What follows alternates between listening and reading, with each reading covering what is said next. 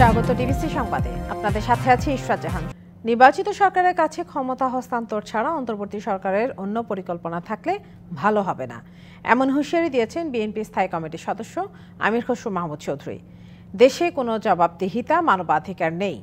জনগণের ক্ষমতা জনগণের হাতে গেলেই মানুষের সব ধরনের অধিকার নিশ্চিত করা সম্ভব বলে মন্তব্য করেছেন স্থায়ী কমিটির আরেক সদস্য বেগম সেলিমা রহমান। রাজধানীতে আলাদা অনুষ্ঠানে এসব কথা বলেন তারা। শনিবার সকালে জাতীয় প্রেস ক্লাবে বিশ্ব মানবাধিকার সংস্থা বাংলাদেশ আয়োজিত আলোচনা সভায় অংশ নেন বিএনপির স্থায়ী কমিটির সদস্য বেগম সেলিমা রহমান। শেখ মুজিবকে নেতা হিসেবে বিএনপি সম্মান দেখালেও বৈষম্য বিরোধী আন্দোলনের নেতারা কাউকেই সম্মান করছে না অভিযোগ করে তিনি বলেন, দেশে মানবাধিকার নেই। জনগণের ক্ষমতা জনগণের হাতে গেলেই মানুষের অধিকার নিশ্চিত করা সম্ভব। আমরা স্বাধীনতার যুদ্ধ করি, আমরা শেখ সাহেবের সংগঠক হিসেবে তাকে আমরা নেতা হিসেবে মেনে নিই। এটা অত্যন্ত সত্য কথা। আমরা ইতিহাসকে মানব।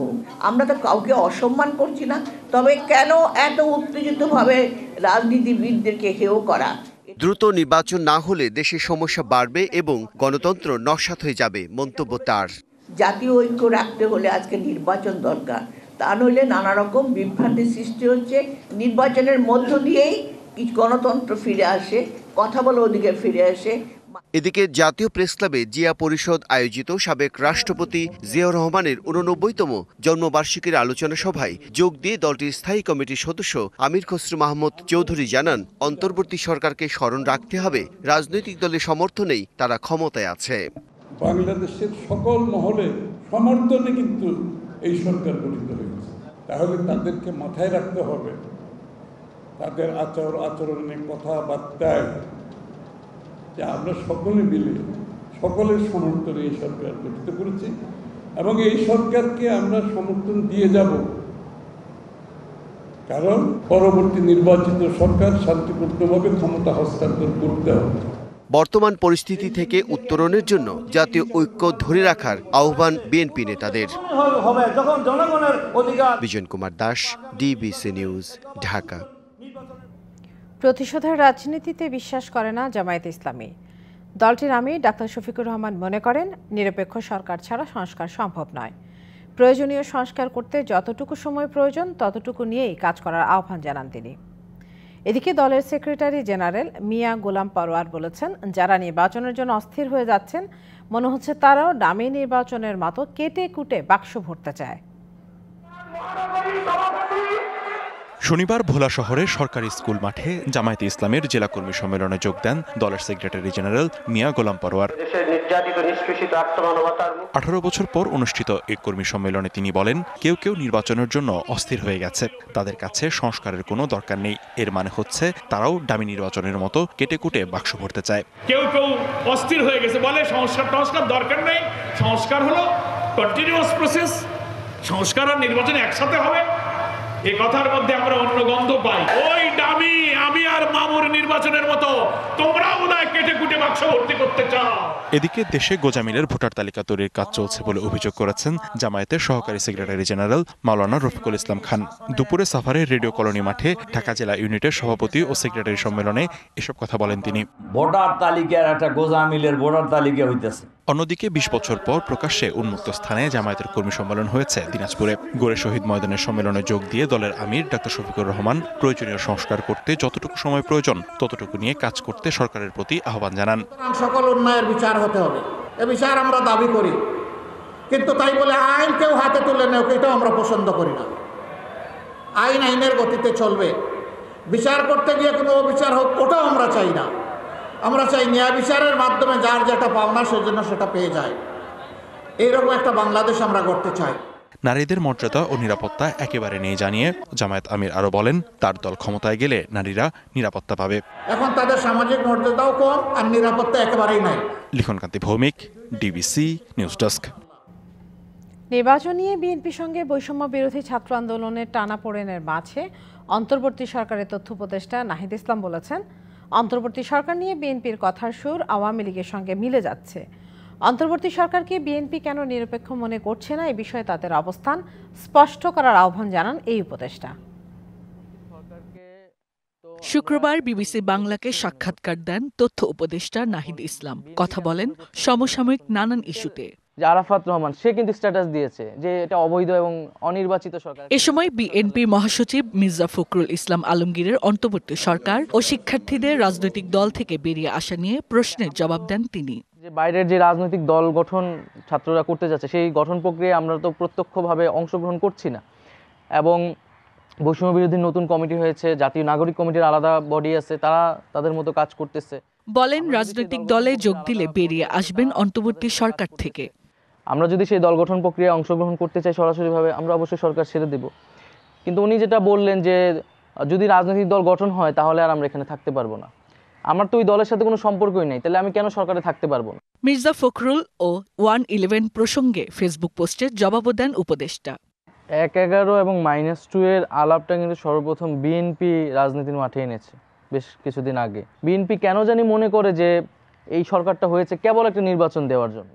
অন্তর্বর্তী সরকারকে অস্থিতিশীল করতে দেশি বিদেশি চক্রান্তের পাশাপাশি আওয়ামী লীগের সাম্প্রতিক অবস্থানেও সাদৃশ্য দেখছেন তিনি। সরকার যদি নির্বাচনের মাধ্যমে পট পরিবর্তন। Hasna Akter, DBC news desk. দেশে সুষ্ঠু নির্বাচন দিতে চায় সরকার।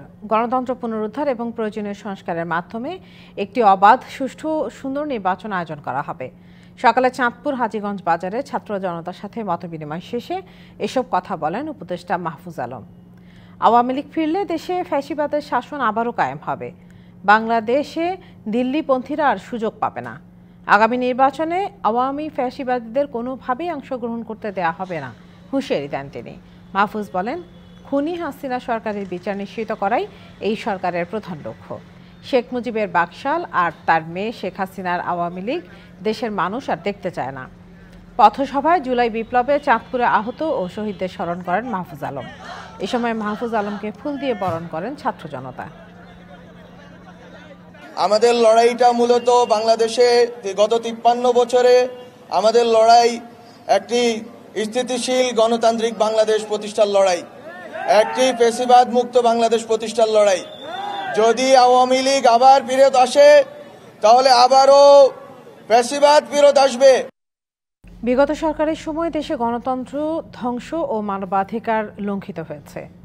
এখন গণতান্ত্রিক ও বৈষম্যমুক্ত রাষ্ট্র গড়তে কাজ চলছে বলে মন্তব্য করেছেন নির্বাচন ব্যবস্থা সংস্কার কমিশনের প্রধান ডক্টর বদিউল আলম মজুমদার। সকালে সাভারের গণস্বাস্থ্য কেন্দ্রের PHA মিলনায়তনে ইউথ এন্ডিং হ্যাঙ্গার সম্মেলনের সমাপনী দিনের অনুষ্ঠানে তিনি এমন মন্তব্য করেন। তিনি বলেন, বৈষম্য বিরোধী আন্দোলনের মধ্য দিয়ে স্বৈর শাসনের অবসান ঘটেছে। এখন নতুনভাবে রাষ্ট্র মেরামতের কাজ চলছে। একই অনুষ্ঠানে মহিলা ও শিশু বিষয়ক মন্ত্রণালয়ের উপদেষ্টা শারমিন মুর্শিদ বলেন, অভ্যুত্থানের মধ্য দিয়ে তরুণদের যে শক্তি বেরিয়ে এসেছে তা দেশের আমূল পরিবর্তন করে দিতে পারে। মুক্ত ও সুন্দর সমাজ গড়ার এখনই সময় বলে মন্তব্য করেন তিনি। 50 বছর ধরে এই দেশটাকে অপশাসনের দিকে নিয়ে গেছে। একবার জেগে উঠলে তো আর ঘুমোতে যাওয়া যায় না, যায় কি? জাগ্রত তরুণ এই দেশকে এবার পরিবর্তন করবে। গণতন্ত্র প্রতিষ্ঠিত হয় যখন একটা সরকার যারা এই মানুষের সম্মতিতে ভোটের মাধ্যমে ক্ষমতায় গিয়েছে তারা যদি ওই যে পরবর্তী 5 বছরে আইনের শাসন প্রতিষ্ঠা করে, মানুষের অন্যান্য অধিকার, নাগরিক অধিকার ইত্যাদি ইত্যাদি তারা নিশ্চিত করে, তাহলেই কিন্তু গণতন্ত্র কার্যকর হয়, তাহলে সুশাসন প্রতিষ্ঠিত হয়। শেখ হাসিনার সরকার বিদেশে টাকা পাচার করে এখন গুজব ছড়াচ্ছে। এসব গুজবে কান দেওয়ার সময় নেই বলে জানিয়েছেন জাতীয় নাগরিক কমিটির মুখ্য সংগঠক ও বৈষম্য বিরোধী ছাত্র আন্দোলনের অন্যতম সমন্বয়ক সার্জিস আলম। দুপুরে পঞ্চগড় মকবুলা রহমান সরকারি কলেজ মাঠে skill development youth summit season 3 অনুষ্ঠান শেষে গণমাধ্যম কর্মীদের এসব কথা বলেন। ফ্যাসিস্ট খুনি হাসিনা এবং তার যারা দোসর ছিল তারা তাদের জায়গা থেকে এখন তার অবলম্বন আছেই একটা, এটা তাদের খুঁটি। এই খুঁটিটা হচ্ছে গুজব খুঁটি। বাংলাদেশের মানুষ খুব ভালো করেই জানে যে তারা এই যে হাজার হাজার কোটি টাকা দেশ থেকে লুটপাট করেছে, ওই টাকা দিয়ে দেশে তো মুখ দেখানোর মতো মুখ তাদের নাই, মুখে তাদের অলরেডি চুনকালি মাখা। উপদেষ্টা মাহফুজ আলম চাঁদপুরে কথা বলছেন, আমরা সরাসরি যাচ্ছি সেখানে। আমরা যারা ফ্যাসিবাদ বিরোধী শক্তি আছি ঐক্যবদ্ধ হই, সরকারকে সহযোগিতা করে এই সংস্কারগুলো করার জন্য। এই প্রতিষ্ঠানগুলো যদি সংস্কারকৃত হয় তাহলে উপকৃত হবে বাংলাদেশের জনগণ, তাহলে উপকৃত হবে বৈষম্যের শিকার জনগণ।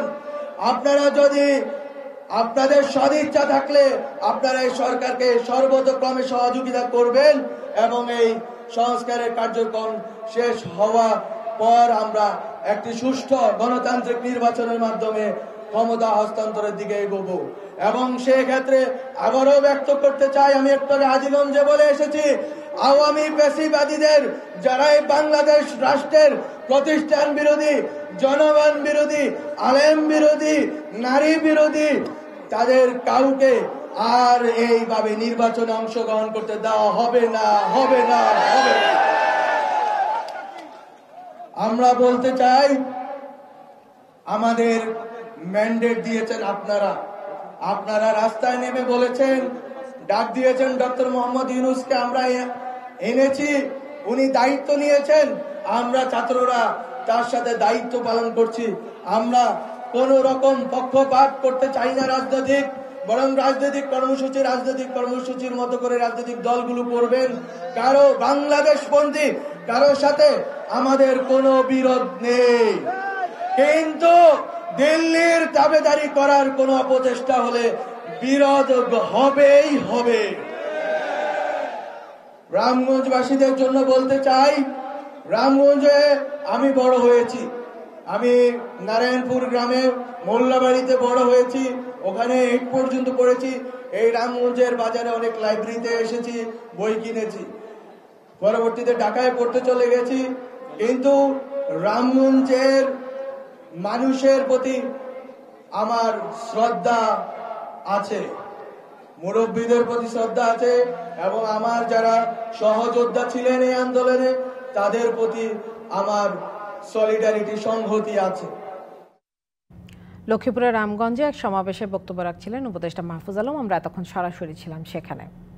যাচ্ছি পরের সংবাদে। অর্থনীতির স্বার্থে দ্রুত নির্বাচনী প্রক্রিয়ায় যাওয়ার দাবি করেছে বাংলাদেশ চেম্বার অব ইন্ডাস্ট্রিজ। শনিবার বিসিআইয়ের তেজগাঁও কার্যালয়ে আয়োজিত প্রেস ব্রিফিংয়ে তারা বলেন, রাজনৈতিক অনিশ্চয়তা ও অনিরাপদ আইন শৃঙ্খলা পরিস্থিতিতে উদ্বেগ এবং অস্বস্তিতে শিল্প উদ্যোক্তারা, ফলে বিনিয়োগ করতে ভয় পাচ্ছেন। বলেছেন, সংস্কার ইস্যুতে চাপা পড়ছে অর্থনৈতিক সংকট, তাই গণতান্ত্রিক সরকার ছাড়া স্বস্তি ফিরবে না অর্থনীতিতে। আওয়ামী লীগ সরকার পতনের পর নতুন আশার আলো দেখা দিয়েছিল রাজনৈতিক, অর্থনৈতিক সহ সব অঙ্গনে। তবে বাংলাদেশ চেম্বার অব ইন্ডাস্ট্রিজ বিসিআইয়ের সংবাদ সম্মেলনে ব্যবসায়ীরা হতাশা প্রকাশ করে বলছেন, সেই আশার আলো ম্রিয়মান হচ্ছে। আমরা কিন্তু রাজনৈতিক দলদেরকেও কিন্তু দেখছি, they are not been concerned about economy. আইন শৃঙ্খলা পরিস্থিতি এখনো নিরাপদ নয়, ফলে বিনিয়োগ করতে ভয় পাচ্ছেন শিল্প উদ্যোক্তারা। তাতে গত জুলাই থেকে নভেম্বর পর্যন্ত উৎপাদন কমেছে 40%, সরাসরি বৈদেশিক বিনিয়োগ কমেছে 20%। আইন শৃঙ্খলা পরিস্থিতি কিন্তু এখনো কেউ স্বস্তির জায়গায় কেউ ফিল করছে না। পুলিশ কিন্তু এখনো ওইভাবে ফাংশন করছে না, এবং এটা সবার আগেই কিন্তু দরকার। ভ্যাট শুল্ক বৃদ্ধি, ব্যাংকিং, গ্যাস ও বিদ্যুৎ পরিস্থিতি নিয়ে স্বস্তিতে নেই ব্যবসায়ীরা। তবে এর মধ্যে সরকারের নানা মন্তব্যে হতাশ ব্যবসায়ীরা। অর্থনীতিতে চলমান সমস্যাগুলোর সমাধানে তাই শিল্প উদ্যোক্তারা চেয়ে আছেন নির্বাচিত সরকারের দিকে।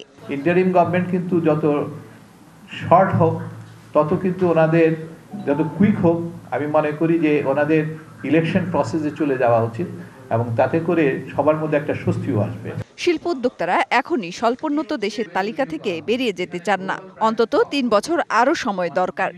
ঘরে 3 বেলা খাওয়ার ক্যাপাসিটি যেখানে আমার নাই, সেখানে আমার মরক পোলাও খাওয়ার স্বপ্ন দেখা তো উচিত না। মেহের মনি, ডিবিসি নিউজ, ঢাকা। রাজধানী ইঞ্জিনিয়ার্স ইনস্টিটিউশন মিলনায়তনে জাতীয় শিক্ষক দিবস ও শিক্ষক সমাবেশে লন্ডন থেকে ভার্চুয়ালি যুক্ত হয়ে বক্তব্য রাখছেন বিএনপির ভারপ্রাপ্ত চেয়ারম্যান তারেক রহমান। সরাসরি যাচ্ছে সেখানে। আমরা যদি রাজনীতির যে গুণগত পরিবর্তন, রাজনীতির ভিতরে যে পরিবর্তন, সেটিকে যদি করতে না পারি, তাহলে হয়তো কোনো কিছুই বাস্তবায়ন করা সম্ভব নয়। এবং এই লক্ষ্যকেই সামনে রেখে বিএনপি রাষ্ট্র, রাজনীতি এবং রাজনৈতিক দল সংস্কারের উদ্দেশ্যে বাংলাদেশের পক্ষে সকল গণতান্ত্রিক রাজনৈতিক দলগুলোর সঙ্গে পরামর্শ করে তাদেরকে সাথে নিয়ে জনগণের সামনে 31 দফা সংস্কার কর্মসূচি উপস্থাপন করেছে এবং আগেও বলেছি আমি, জনগণের রায় পেয়ে বিএনপি সরকার গঠনে সক্ষম হলে বিএনপি পর্যায়ক্রমিকভাবে প্রতিটি সংস্কার কর্মসূচি ইনশাআল্লাহ বাস্তবায়ন করবে। প্রিয় উপস্থিতিবৃন্দ, প্রিয় শিক্ষকবৃন্দ, মঞ্চে উপস্থিত সম্মানিত নেতৃবৃন্দ, মুক্তিযুদ্ধের মাধ্যমে অর্জিত দেশের মহান মুক্তিযুদ্ধের যে আকাঙ্ক্ষার প্রতিফলন হয়নি, যে সংবিধান, মুক্তিযুদ্ধের মাধ্যমে যে সংবিধান ছিল, সেটিতে কিন্তু মহান মুক্তিযুদ্ধের আকাঙ্ক্ষার প্রতিফলন হয়নি।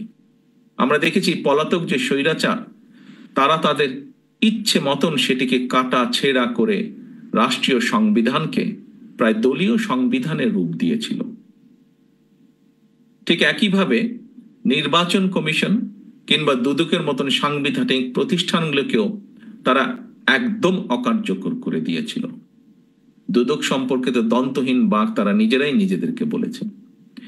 এমন বাস্তবতায় কিন্তু বর্তমান অন্তর্বর্তীকালীন সরকার নির্বাচন কমিশন, দুদক এবং সংবিধান সংস্কার সহ বেশ কিছু গুরুত্বপূর্ণ বিষয় সংস্কার কার্যক্রম হাতে নিয়েছে বর্তমান এই অন্তর্বর্তীকালীন সরকার।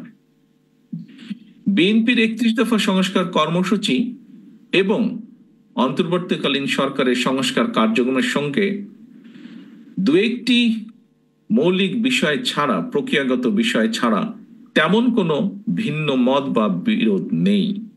আমি আগেও বলেছি, বিএনপির সংস্কার এবং নির্বাচন, বিএনপি দুটোরই পক্ষে। বিএনপি সংস্কার এবং নির্বাচন দুটোরই পক্ষে, দুটোই অত্যন্ত জরুরি। এবার ডিবিসি নিউজের বিশেষ আয়োজন মহানগর রাজনীতির হালচাল। আজকের পর্বে থাকবে রংপুরের রাজনীতির খবর।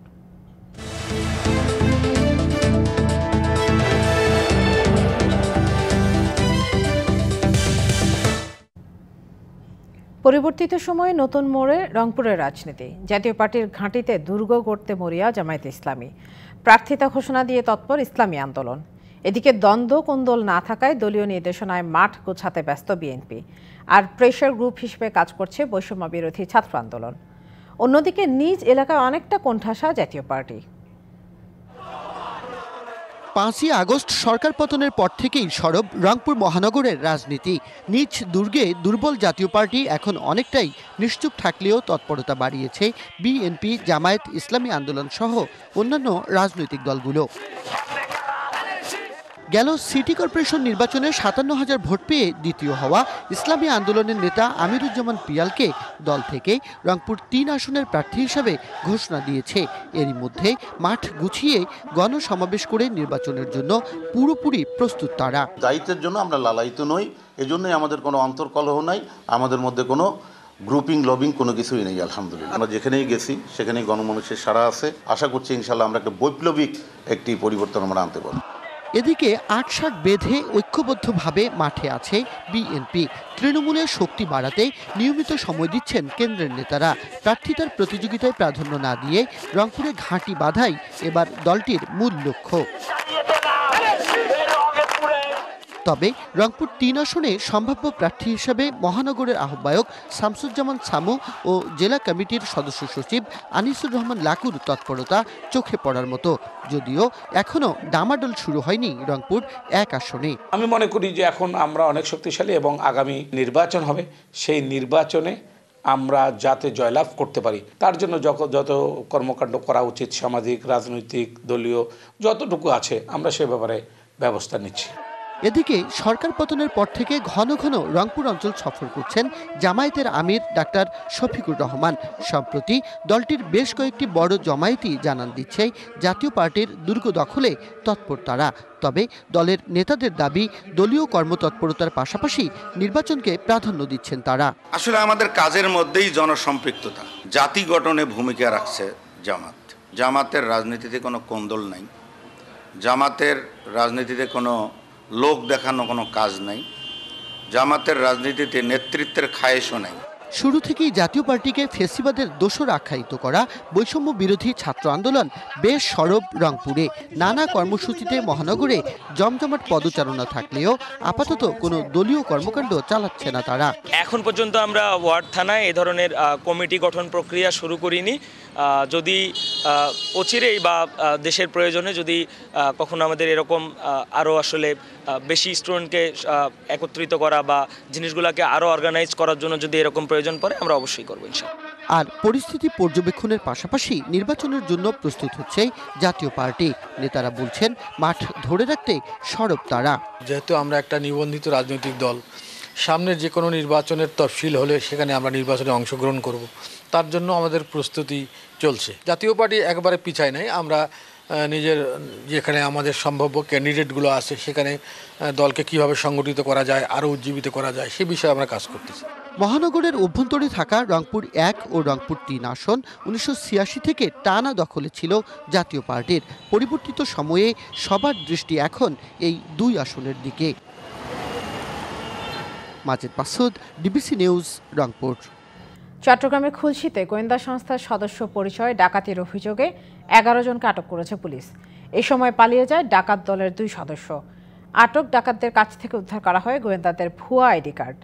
শুক্রবার রাতে নগরীর দক্ষিণ খুলশী আবাসিক এলাকার 3 নম্বর সড়কের একটি বহুতল ভবনে এই ঘটনা ঘটে। ডাকাতরা ভবনের নিরাপত্তারক্ষীদের কাছে নিজেদেরকে গোয়েন্দা সংস্থার সদস্য পরিচয় দেয়। তল্লাশির কথা বলে 8ম তলার 2টি ফ্ল্যাটে ঢুকে পরিবারের সদস্যদের অস্ত্রের মুখে জিম্মি করে লুটপাট শুরু করে। 2টি ফ্ল্যাটের মধ্যে একটি ফ্ল্যাটের মালিক যমুনা অয়েলের সাবেক ব্যবস্থাপনা পরিচালক গিয়াসউদ্দিন আনসারি। ওই সময় বাসায় ছিলেন না তার পরিবারের সদস্যরা।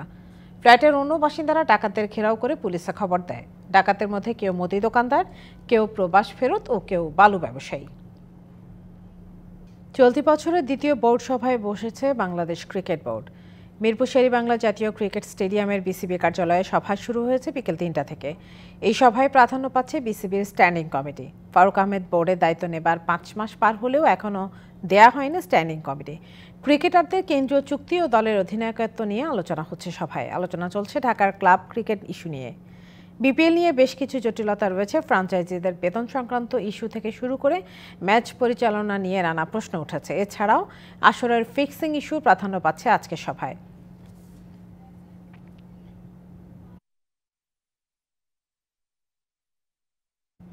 এই ছিল আমার কাছে। এরপর আন্তর্জাতিক সংবাদ নিয়ে আসবেন রেদওয়ান আহমেদ। স্বাগত ডিবিসি নিউজের আন্তর্জাতিক সংবাদের সাথে আছি রেদওয়ান আহমেদ। গাজায় যুদ্ধবিরতি কার্যকরের 6 দিন পর দ্বিতীয় মেয়াদে মুক্তি দেওয়া হয়েছে আরও 4 ইসরায়েলি জিম্মিকে। এর বিনিময়ে ইসরায়েলের ওফার কারাগার থেকে মুক্তি পাবেন 180 ফিলিস্তিনি। এদিকে গাজায় যুদ্ধবিরতি আর জিম্মি বিনিময়ের মধ্যেই পশ্চিম তীরে ইসরায়েলি সেনাদের হামলায় নিহত হয়েছেন অন্তত 2 ফিলিস্তিনি। শনিবার সকাল থেকে গাজা শহরের প্যালেস্টাইন স্কোয়ারের চারিদিকে ভিড় করতে থাকেন শত শত ফিলিস্তিনি। এরপরই সেখানে একে একে যুক্ত হতে থাকেন ফিলিস্তিনি স্বাধীনতাকামী গোষ্ঠী হামাসের সদস্যরা। কিছুক্ষণ পরেই সেখানে প্রবেশ করে রেড ক্রসের আন্তর্জাতিক কমিটি ICRC এর কয়েকটি গাড়ি। এ সময় একটি মুক্ত মঞ্চে কয়েকটি নথিতে সই করেন হামাস ও রেড ক্রসের 2 সদস্য। এরপরই রেড ক্রসের একটি গাড়ি থেকে বের করে আনা হয় জিম্মি 4 ইসরায়েলি নারী সেনাকে। পরে হাস্যোজ্জ্বল মুখে রওনা দেন গন্তব্যে। এরই মধ্যে তাদেরকে ফিরে পাওয়ার বিষয়টি নিশ্চিত করেছে ইসরায়েল। জিম্মিদের ফিরিয়ে নিতে তেল আবিবের হোস্টেজ স্কোয়ারে অধীর আগ্রহে অপেক্ষা করছিলেন পরিবারের সদস্য ও স্থানীয়রা। এদিকে 4 দিন ধরে অধিকৃত পশ্চিম তীরে সামরিক অভিযানের নামে হামলা ও ধরপাকড়ের মাত্রা বাড়িয়েছে নেতানিয়াহু বাহিনী। জেনিন শহর থেকে জোরপূর্বক ঘরবাড়ি ছেড়েছে শত শত বাসিন্দা। শুক্রবার রাতভর সেখানকার কাবাতিয়া শহরে ইসরায়েলি সেনাদের বোমা হামলায় প্রাণহানির পাশাপাশি পুড়ে যায় কয়েকটি বসতবাড়ি সহ যানবাহন। ইসরায়েলি সেনাদের এই ধরনের হামলাকে যুদ্ধ কৌশল বলে মন্তব্য করেছে জাতিসংঘ। Hasna Akter, DBC news desk. ভারতের কর্ণাটক রাজ্যের বেঙ্গালুরুতে 28 বছরের এক বাংলাদেশি নারীর মরদেহ উদ্ধার করেছে স্থানীয় পুলিশ। প্রাথমিক তদন্তে পুলিশ বলছে তাকে ধর্ষণের পর হত্যা করা হয়েছে। হিন্দুস্তান টাইমস জানায়, শুক্রবার সকালে রামামূর্তি এলাকার কালকেরে লেক থেকে তার মরদেহ উদ্ধার করা হয়। কর্ণাটকের পুলিশ বলছেন, নিহত নারী বাংলাদেশি নাগরিক, যিনি 6 বছর ধরে ওই এলাকায় বসবাস করছিলেন। নিহত ওই নারীর কোনো বৈধ কাগজপত্র ছিল না, তবে তার স্বামীর বৈধ পাসপোর্ট রয়েছে এবং তিনি মেডিকেল ভিসায় ভারতে প্রবেশ করেছিলেন। ওই নারী একটি বাড়িতে গৃহ পরিচারিকা হিসেবে কাজ করতেন। বৃহস্পতিবার বাড়ি ফিরতে দেরি হওয়ায় তার স্বামী রামমূর্তি নগর থানায় অভিযোগ করেন। এ ঘটনার তদন্ত চলছে।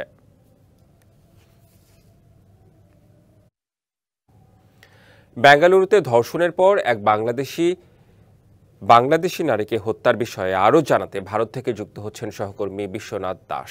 সরাসরি চলে যাচ্ছি তার কাছে। বিশ্বনাথ, আপনার কাছে জানতে চাই যে এই ঘটনায় এখন পর্যন্ত কাউকে গ্রেপ্তার করতে পেরেছে কিনা পুলিশ, কিংবা পুলিশ তদন্ত করে কিছু পেল কিনা সেটিও জানাবেন আমাদের। 24 ঘন্টা প্রায় অতিক্রান্ত হয়ে গেলে এখনো পর্যন্ত এই ঘটনায় কিন্তু পুলিশের পক্ষ থেকে কাউকেই গ্রেফতার করা হয়নি। তবে দফায় দফায় তারা কিন্তু কর্ণাটক পুলিশের পক্ষ থেকে কিন্তু জিজ্ঞাসাবাদ করা হচ্ছে এবং একই সঙ্গে জানার চেষ্টা করা হচ্ছে তার যে ফোনের টাওয়ার লোকেশন বা কলের তথ্য, সেই তথ্যও কিন্তু পুলিশের পক্ষ থেকে যাচাই করা ইতিমধ্যেই শুরু হয়েছে। এবং একই সঙ্গে যে এলাকায়, অর্থাৎ ওই নারীর মরদেহ যেখান থেকে উদ্ধার হয়েছে সেই এলাকায় যে সমস্ত সিসিটিভি আছে, সেই সমস্ত সিসিটিভি ফুটেজ কিন্তু সংগ্রহ করার চেষ্টা ইতিমধ্যেই করা হয়েছে এবং সেই জায়গা থেকে কোনো রকম তথ্য পাওয়া যায় কিনা সেই জায়গা এখনো পর্যন্ত পুলিশ কিন্তু বা তদন্তকারী যে সমস্ত পুলিশ আধিকারিকরা আছে কর্ণাটক পুলিশের, তারা কিন্তু খতিয়ে দেখছে।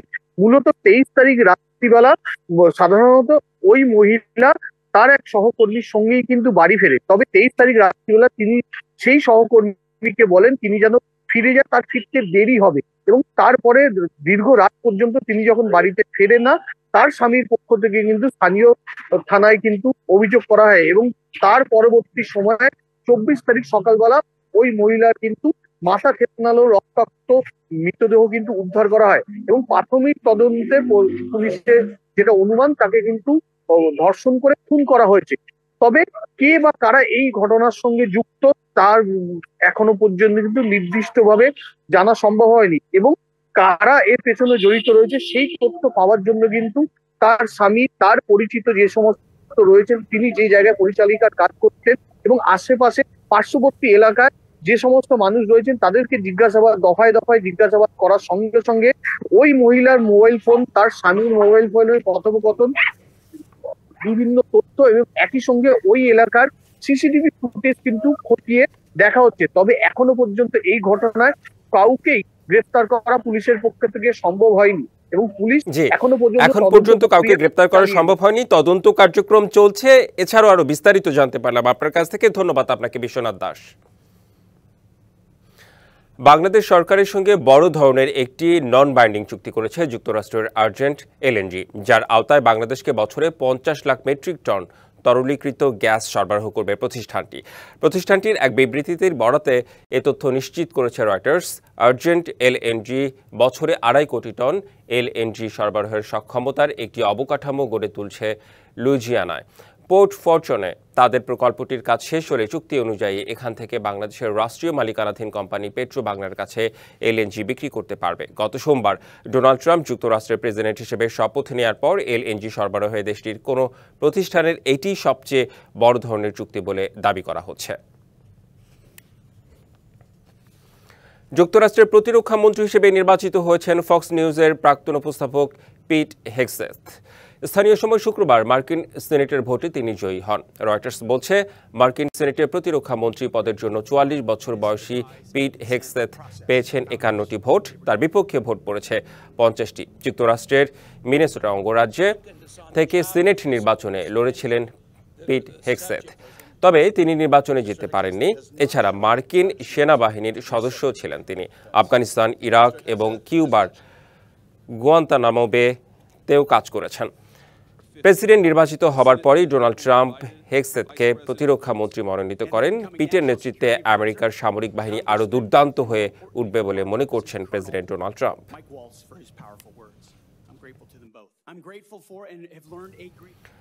যুক্তরাজ্যের স্কটল্যান্ড ও উত্তর আয়ারল্যান্ডে আঘাত হেনেছে শক্তিশালী ঝড় ইউইন। স্থানীয় সময় শুক্রবার উপকূলীয় অঞ্চলটিতে ঘন্টায় 182 কিলোমিটার বেগে ঝড়টি আছড়ে পড়ে। আইরিশ ওয়েদার সার্ভিস বিভাগ জানায় ঝড়টির কারণে বেড়ে যায় আইরিশ সমুদ্রে ঢেউয়ের উচ্চতা। শক্তিশালী বাতাসের কারণে ভেঙে পড়ে বেশ কয়েকটি বৈদ্যুতিক খুঁটি। এতে সমুদ্র তীরবর্তী অঞ্চলটিতে বিচ্ছিন্ন বিদ্যুৎ হয়ে পড়ে 1/3 ঘরবাড়ি। সাময়িকভাবে বাতিল করা হয় কয়েকশো ফ্লাইট, বন্ধ ঘোষণা করা হয়েছে সেখানকার সব স্কুল। সমুদ্র উপকূলীয় এলাকাগুলোতে স্থানীয়দের চলাচলে জারি করা হয়েছে নিষেধাজ্ঞা। ঝড় ইউএন এর তাণ্ডবে গালওয়ে কাউন্টিতে এরই মধ্যে বন্ধ হয়ে পড়েছে রাস্তাঘাট। ডিবিসি আন্তর্জাতিক সংবাদে এই ছিল এখনকার মতো। ডিবিসি নিউজের সংবাদগুলো পড়তে ভিজিট করুন dbcnews.tv আর ভিজিট করুন ডিবিসি নিউজের ফেসবুক পেজ এবং ইউটিউব চ্যানেল। সঙ্গেই থাকুন।